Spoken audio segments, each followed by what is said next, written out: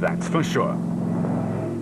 In the Century Property Development Camp, there was great excitement as the all-new Nissan Navara SP arrived.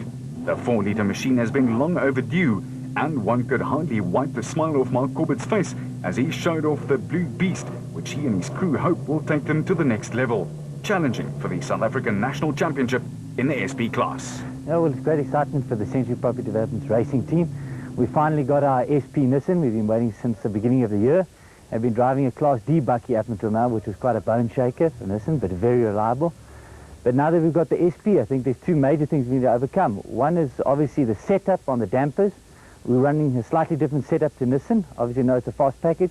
And the second is obviously me, to get me to drive a bit faster and get used to the car. I think once we've sorted those two things out, we'll be competitive. Corbett and his navigator Jean Moore know each other well. Now they need to step up their game.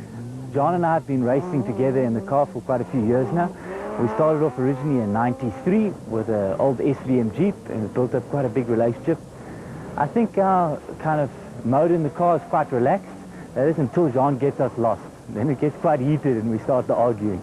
But once we find the route again, everything kind of calms down again. Obviously, we as a team are a bit scared of new cars and the jinx associated with it. Last time we had a new car, which was our big Class A car. On the first race, we took it out, we wrote it off in the time trial, obviously trying to be a bit too eager to start off. So this time, hopefully, we get a bit of time to practice on the African Heritage race before we have to really put the hammer down at the Ford Motorrad. In the Century Properties racing team, though, they dream big, very big. In fact, Dakar big. Well, the Century Property Development race team is basically a family racing team, similar to the business. It's a family business. It's my father and myself. My dad runs a Class B car with a 2-litre Audi motor. It's a BAT, and it's quite competitive in Class B. And we've obviously changed now from the Class A car that we ran last year to the SP Nissan that we're hoping to take to Dakar next year. And what is the ideal relationship between the driver and the man in the jump seat? How difficult is it to make it work? What makes a good driver-navigator combination is obviously quite varied. One from the driver's point of view and one from the navigator's point of view. Obviously, from my point of view, a perfect navigator is one who doesn't ever get you lost and stays even-tempered and finds the route. And from a navigator's point of view, it's one that gives him least hassles and allows him to work and to concentrate on what he's doing.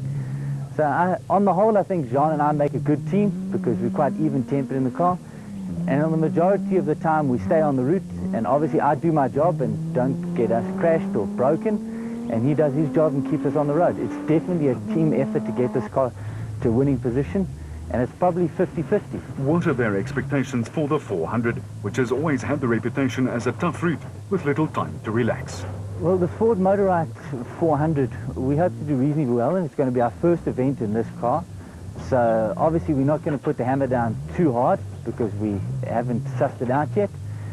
But we'll do reasonably well, I think, and the estimate is to come in the top 5 at the end of the race. Would be good from our point of view. I'd regard that as a good finish. And then be ready to take on the next races with Sun City and the roof coming up. Now, as far as the factory backup goes, Nissan built the car for us and obviously delivered a great product, but we're basically a privateer team and run on our own budget and organization. Obviously, our Nissan Navara, the new SP that was produced by Nissan for us, is quite a tried and tested package. Reliability is a big issue for us, and Nissan really have got it right with this car. Just to give you a brief rundown on the various components that they use in the car. The back axle is basically standard Nissan Patrol with a sophisticated limited slip diff unit inside it. As we move a bit forward here, it runs a ZF gearbox. That's a 6-speed sequential gearbox with a diff, an open diff, that's got an LS unit in as well, obviously with a diff lock component where you can lock it out should you have a failure on any of the units. As we move up here, you can see that we've got a lengthened bell housing in order to shift the gearbox further back to get a better weight distribution. Then we move into the front diff, which is basically again a Nissan diff with Nissan drive shafts. And then obviously the biggest component of this car is the engine, which is the Nissan Navara 4-litre V6. At the moment we're producing a lot of horsepower. Unfortunately, due to South African rules, we have to run a restrictor, a 35mm intake restrictor, which cuts the power down by about 100 horsepower, but still providing sufficient power for the car. Well, just to give you a quick rundown on the inside of the cab, obviously you can see one of the biggest differences is that this car is left-hand drive. Because of the setup of the engine and the offset, it's not possible to make it right-hand drive, so we sit with a slightly compromised position with me sitting on the left.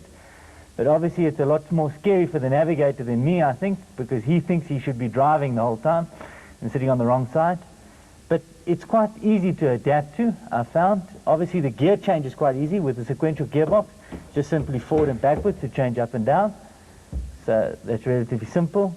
And then the other one thing would be the judging distances. Obviously we've got to negotiate gate posts and trees and stuff. So it's reasonably tricky to suss out where the car is going to be. Just to go through the rest of the car, we obviously run a dash that's got change lights on it to tell you when to change. We've got quite a sophisticated electrical setup on the panels. With this side, we've got the rally computers that give distance between point to point, so the navigator can tell me what's coming up next. Then obviously the seats, we run a head restraint system in this car in case of a big rollover.